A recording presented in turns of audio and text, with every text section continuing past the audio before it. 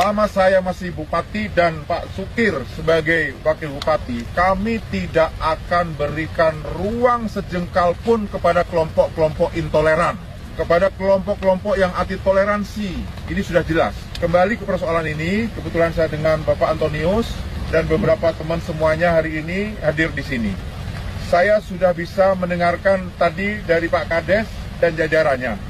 Kemudian sudah kami tampung. Kemudian kita juga mendengarkan dari pihak gereja.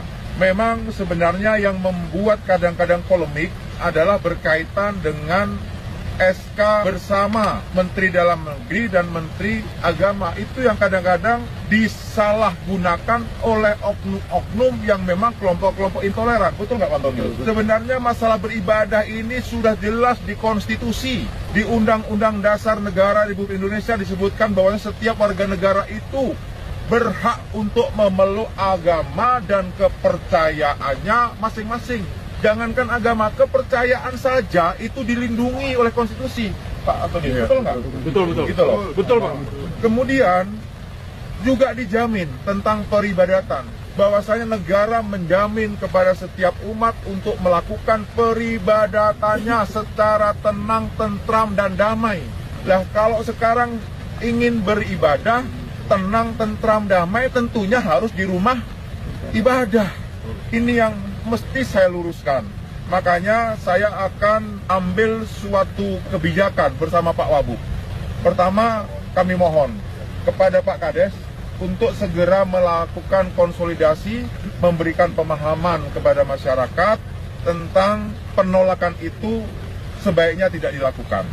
Dan kemudian saya bersama Pak Kapolres, Forkopimda yang lainnya, Pak Wabub, teman-teman DPRD akan mengawal ini supaya bisa berjalan pembangunannya. Kemudian saya minta tolong Pak Antonius tetap harus dipenuhi persyaratan-persyaratan yang diamanatkan oleh surat keputusan bersama Menteri Dalam Negeri dan Menteri Agama.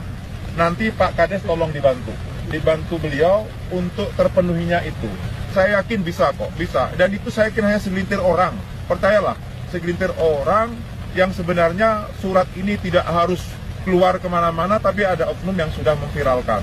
Tapi sekali lagi, saya bersama Pak Wabub, Forkopimda, teman-teman DPRD akan mengawal supaya ini pembangunan tetap harus berjalan sesuai rencana. Karena ada 1.000 lebih umat Katolik yang sekarang ada di Desa Kapur ini yang beribadah berpindah-pindah karena memang tidak ada tempat. Itu yang saya tangkap.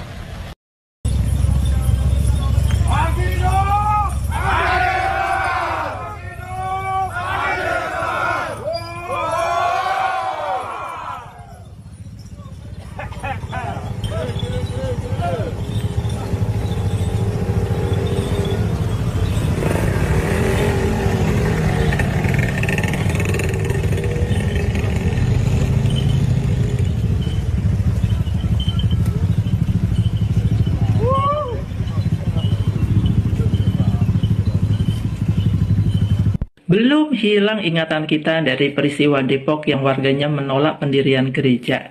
Ini ada lagi di Kuburaya, Kalimantan Barat ketika HUT-nya yang ke-18, ini RT-nya menolak untuk pendirian gereja Katolik. Bahkan bupatinya sudah berkata tegas tidak mentolerir apapun alasannya yang namanya intoleransi. Ya, ini bupatinya tegas banget. Ini kan disayangkan banget karena daerah Indonesia itu kan banyak banget ya. Kemarin di Depok, ada yang di Sukabumi, ini di Kalimantan, besok nggak ngerti di mana lagi. Jadi kalau misalnya tindakannya itu hanya dari daerah per daerah, kota ke kota, nggak akan ada selesainya karena di sana juga yang lainnya juga pasti berpikir di sana nggak diapa-apain kok, berarti boleh.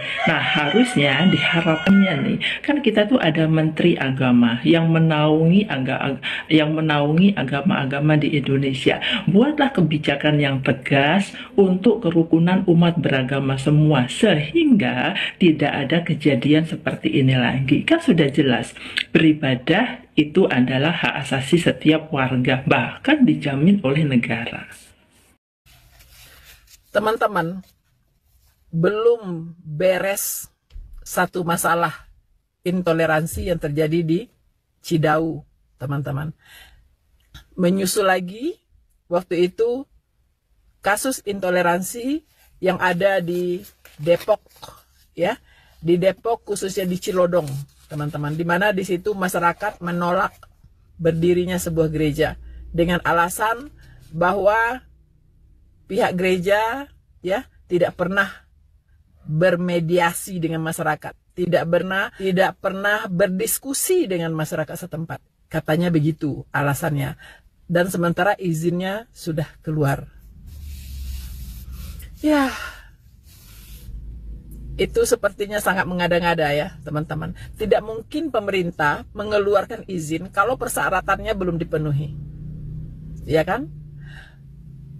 Bahkan kalau kita mau jujur, teman-teman ya, tidak ada perlu izin untuk mendirikan rumah ibadah. Tidak ada, teman-teman. Tidak ada yang bisa punya otoritas untuk mengizinkan atau tidak mengizinkan seseorang beribadah. Karena itu urusan dia dengan Tuhannya. Begitu. Tidak ada campur tangan manusia soal ibadah. Ya. Kita salut dengan Bupati Kuburaya, Kalimantan Barat, teman-teman. Yaitu Bapak Sujiwo. Ya, ini bupati yang patut diberikan hadiah. Ya, hadiah penghargaan dalam bidang toleransi, teman-teman. Karena beliau dengan tegas, ya, mengatakan bahwa penolakan yang dilakukan oleh masyarakat, ya, terhadap berdirinya sebuah gereja Katolik di sana itu tidak berdasar. Ya, dan beliau mengatakan tidak akan memberikan ruang sedikit pun untuk kelompok-kelompok intoleran.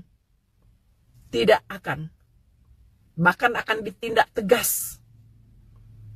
Ya, karena kata Bupati Sujiwo, ya, bahwa yang menjadi biang kerok terjadinya peristiwa-peristiwa intoleransi di Indonesia ini adalah SKB 2 Menteri. Itu juga yang saya suarakan berulang kali, teman-teman. Biang keroknya itu adalah SKB 2 Menteri. Mengapa jadi biang kerok? Karena persyaratan untuk berdirinya sebuah rumah ibadah disalahgunakan oleh kelompok-kelompok intoleran. Seolah-olah mereka yang punya kuasa begitu. Ya, mereka bisa kendalikan sebuah rumah ibadah boleh berdiri atau tidak, sekelompok orang boleh beribadah atau tidak, itu ada di tangan mereka. Mereka pegang SKB 2 Menteri. Makanya saya bilang, SKB 2 Menteri ini cabutlah, ya. Pak Menteri Agama, cabutlah. Ya kan? Bapak Menteri Dalam Negeri, cabut, ya. Ini ulah kalian. Ya kan? Terjadi banyak kasus intoleransi yang ada di Indonesia gara-gara SKB 2 Menteri ini. Orang mau beribadah atau tidak bisa diatur, ya, tidak perlu izin dari siapapun, karena itu langsung perintah dari Tuhan yang disembah, gitu kan? Tidak ada campur tangan manusia, begitu. Justru kita mendorong semua umat beragama ini ya rajin ibadah supaya dia menjadi lebih baik, menjadi pribadi yang lebih baik, gitu. Sejauh ajarannya itu memang baik, pasti dia akan menjadi pribadi yang lebih baik. Kalau masyarakat semuanya pribadinya baik, ya, tingkah lakunya baik, ya kan, pola pikirnya baik, maka negara ini akan maju, gitu. Tapi kalau Indonesia dipenuhi oleh masyarakat yang pikirannya picik, cuma sejengkal, ya kan, itu negara ini nggak pernah maju, tidak akan pernah maju. Saya sangat menghargai, sangat memberikan apresiasi yang sangat tinggi untuk Bapak Bupati Sujiwo, ya, Bupati dari Kuburaya. Saya sangat setuju dengan Bapak. Teruskan, Pak. Bapak benar bahwa aturan, ya, untuk beribadah itu sudah diatur di konstitusi kita. Negara menjamin setiap orang untuk beribadah sesuai dengan agama dan keyakinannya. Pegang itu, jangan pegang yang lain. Salam saudara-saudara, itulah dia video yang baru saja kita tonton tadi videonya. Bagaimana seorang bupati Kalimantan Barat ngamuk, ya, memberikan peringatan keras kepada kelompok-kelompok intoleran yang mencoba untuk membubarkan, untuk menghentikan pembangunan gereja yang ada di sana. Dan kalau kita lihat tadi di video itu, bagaimana Bapak Bupati dibantu oleh polisi, ya, untuk, ya, menindak tegas para pelaku-pelakunya agar tidak lagi melakukan hal yang sama. Berbeda dengan apa yang terjadi baru-baru ini, yaitu di Sukabumi. Bagaimana di sana justru polisi itu sendiri, Kapolsek, membantu masyarakat untuk membubarkan orang-orang yang sedang retreat di sana dan melakukan kegiatan ibadah yang ada di sana. Nah, kita wajib memberikan nilai yang bagus atau penghargaan kepada Bapak Bupati, ya, yang begitu cinta dengan NKRI, yang begitu menghargai persatuan dan juga begitu bertoleransi dan menjaga toleransi itu agar tetap utuh dan kokoh di negara kesatuan Republik Indonesia ini. Nah, teman-teman, terkait dengan apa, ya, yang menjadi problema selalu di lapangan, bagaimana oknum-oknum intoleran ini, ya, mereka sengaja, ya, memakai SKB 2 Menteri, dan itulah yang selalu menjadi alasan mereka, ya, itulah yang menjadi cara bagi mereka untuk melarang pembangunan rumah ibadah. Nah, saudara-saudara, nah itu sebabnya, ya, mari kita, ya, sebagai orang-orang Kristen khususnya, agar kita itu mengajukan agar dihapuslah peraturan tentang SKB 2 Menteri. Karena kalau kita lihat, ya, di mana-mana terjadi pelarangan orang Kristen beribadah, terjadi penolakan pembangunan rumah ibadah, alasan mereka selalu kalian tidak punya izin, ya, sehingga itulah yang menjadi alasan bagi oknum-oknum intoleran ini untuk menghentikan, untuk mendemo, yaitu pembangunan rumah ibadah, bahkan untuk menolak orang-orang Kristen melakukan kegiatan ibadahnya. Ya, tapi kalau saya lihat itu hanyalah statement mereka, ya, agar, ya, kebencian mereka itu boleh mereka lampiaskan. Inilah yang disebut dengan intoleran. Mereka punya agama, tetapi mereka memaksakan, ya, agar semua orang, ya, satu agama dengan mereka. Inilah intoleran. Dan intoleran ini tidak perlu ada di Indonesia. Ya, apapun agama kita, suku ras kita, kita harus sama-sama melawan dan menentang yang namanya oknum-oknum intoleran ini, ya. Nah, teman-teman, apa yang menjadi komentar saudara ketika saudara melihat video ini? Kalau saudara, ya, terbeban, ya, ketika saudara melihat video ini, maka marilah sama-sama kita bersuara, marilah sama-sama kita lakukan sesuatu agar yang namanya SKB 2 Menteri ini dihapuskan, agar ini tidak menjadi cara bagi oknum-oknum intoleran untuk melakukan aksi mereka. Nah, kiranya video yang saya bagikan ini mengedukasi dan memberikan bagi kita informasi penting. Tuhan memberkati.